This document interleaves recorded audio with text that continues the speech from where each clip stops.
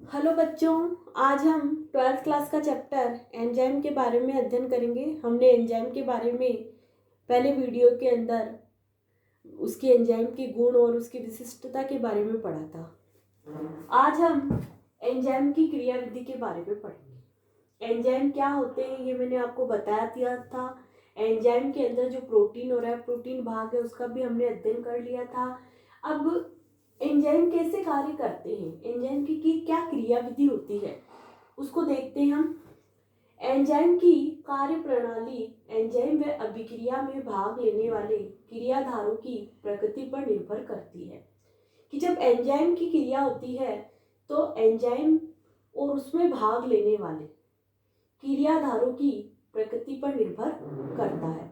Enzyme की कार्य प्रणाली देखी जाए तो एंजाइम के अंदर एंजाइम और क्रियाधार आपस में मिलते हैं और एक जटिल कॉम्प्लेक्स का निर्माण करते हैं।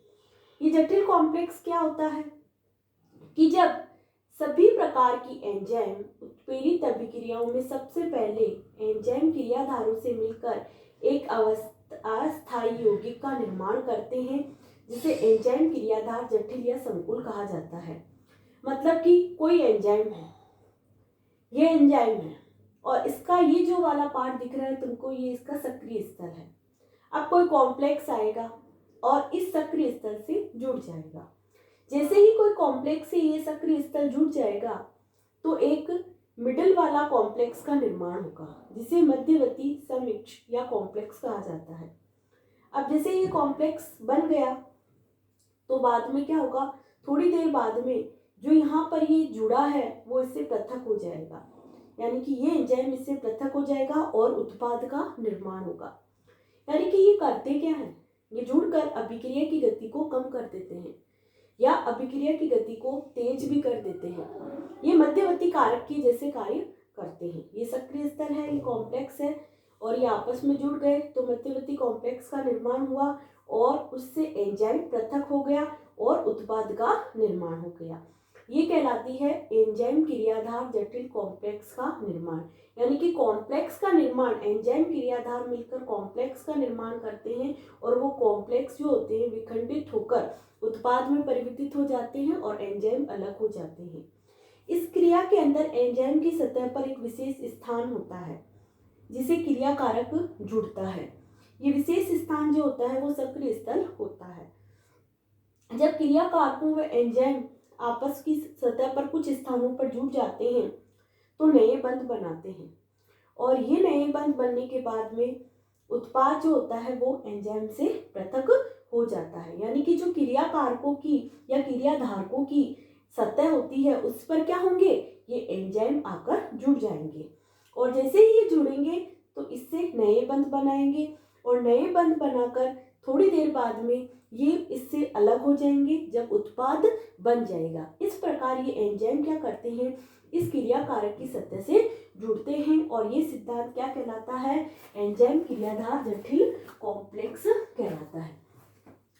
इसके बाद में हम एंजाइम की क्रिया प्रणाली के अंदर ही, इसकी प्रोसेस के अंदर एंजाइम कॉम्प्लेक्स का सिद्धांत पढ़ा हमने, जिसके अंदर एंजाइम कॉम्प्लेक्स का निर्माण हुआ और वो टूटकर उत्पाद में परिवर्तित हो गया। दूसरा सिद्धांत इसी के अंदर ताला कुंजी सिद्धांत।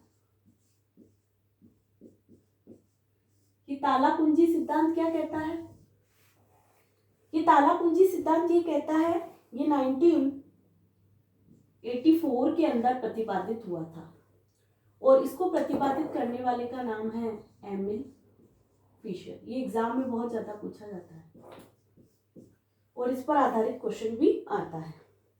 एमिल फिशर ने इस सिद्धांत को दिया था।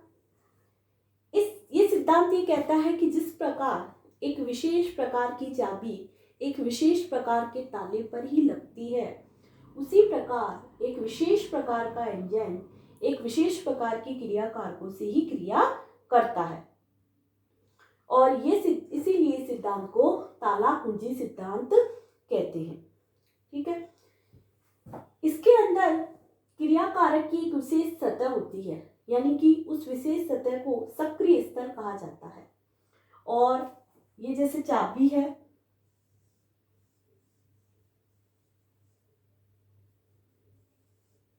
और ये चाबी जो होती है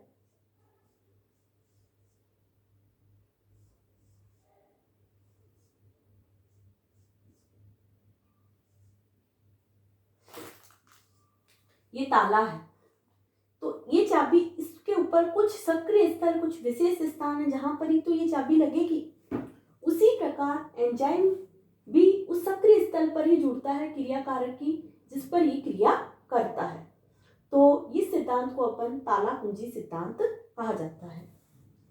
उसके बाद में एक सिद्धांत और आया और उस सिद्धांत को बोलते हैं प्रेरित आसंजन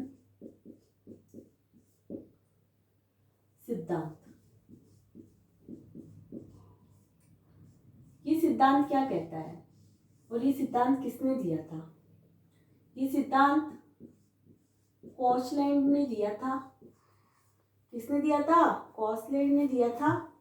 और इस सिद्धांत 1966 में दिया था। ये सिद्धांत क्या कहता है? ये कहता है कि जो क्रिया कारक के अंदर जो सक्रिय स्तर होते हैं वो दृढ़ नहीं होते हैं, वो एंजाइम के अनुसार परिवर्तित हो जाते हैं। जैसे कोई एंजाइम आया, जैसे कोई ये एंजाइम है और क्रिया कारक जो होता है वो इस तरीके का है, तो वो अपनी इस एंजाइम को जोड़ने के लिए अपनी सतह के अंदर परिवर्तन कर देता है इस तरीके से, ताकि ये इसके अंदर इससे जुड़ जाए। इस प्रकार की ये जो क्रिया कारक है वो दृढ़ नहीं है, यानी कि जैसे ही वो एंजाइम के संपर्क में आएंगे वो उसके अनुसार ढल जाते हैं और उसके अनुपूरक हो जाते हैं। इसीलिए इसके पास आते ही इसके अनुपूरक हो जाते हैं, इससे प्रेरित हो जाते हैं। इसीलिए इसे प्रेरित आसंजन सिद्धांत कहा जाता है। प्रेरित हुए फिर इससे जुड़ गए, आसंजन यानी जुड़ना, तो ये इससे जुड़ गए, इसीलिए इस सिद्धांत को प्रेरित आसंजन सिद्धांत कहा जाता है। कि इस सिद्धांत के अनुसार ये सिद्धांत के अंदर जो दृढ़ अवस्था है वो दृढ़ नहीं रहती, यानी कि वो कैसी हो जाती है? परिवर्तनशील हो जाती है, और वो भी इसके पास में आकर। इस प्रकार ये सिद्धांत जो है प्रेरित आसंजन सिद्धांत कहलाया। उसके बाद में हम एंजाइम की सक्रिय ऊर्जा के एक्टिवेशन एनर्जी के बारे में पढ़ेंगे। देखो बच्चों, एक्टिवेशन एनर्जी जो होती है वो क्या है वो मैं आपको बता देती हूँ। एंजाइम जब क्रिया कारक से जुड़ता है, तो ये ग्राफ है, मैं इसको समझा रही हूँ आपको। एक तो ये क्रिया उत्पाद बन रहा है यहाँ पर,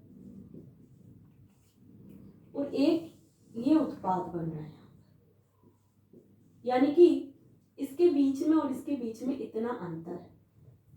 यानी कि एंजाइम क्या करते हैं, उसकी एक्टिवेशन एनर्जी जो होती है उसको कम कर देते हैं और यहाँ पर एक मध्यवर्ती कॉम्प्लेक्स का निर्माण करते हैं।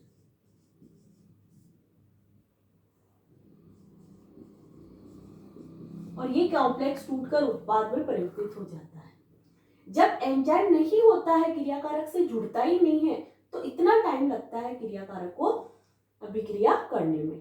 लेकिन अगर एंजाइम जुड़ जाता है तो इतना ही समय लगता है कोई भी क्रियाकारक को अभिकारक से जुड़कर उत्पाद बनाने में। यानी कि जो एक्टिवेशन एनर्जी है उसको ये क्या कर देता है?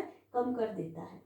इस प्रकार ये एंजाइम जो होता है ये एक्टिवेशन एनर्जी से इसका संबंध है। तो आज हमने ये पढ़ा बच्चों।